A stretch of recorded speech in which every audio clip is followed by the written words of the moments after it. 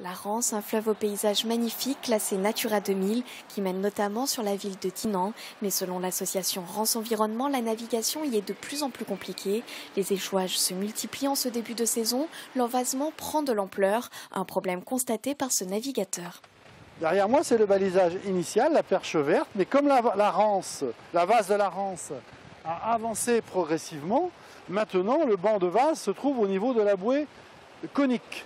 Et les bateaux, ils vont tout droit et restent là échoués.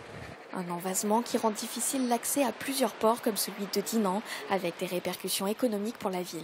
Le tourisme fluvial est quand même très important et on voit des bateaux étrangers, des bateaux de Jersey qui ne viennent plus parce que l'envasement de la Rance les oblige à s'arrêter avant.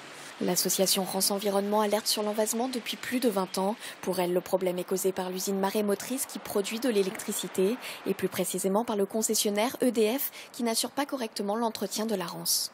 La dernière expérience, le piégeage d'Olivet, ça n'a jamais fait de désenvasement, contrairement à toute la propagande qui a pu en être faite dans les médias.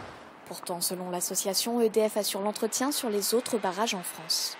La différence, c'est que d'habitude, la retenue d'eau sur les barrages hydroélectriques d'EDF fait partie de la concession, alors que la retenue d'eau de l'estuaire de la Rance ne fait pas partie de la concession.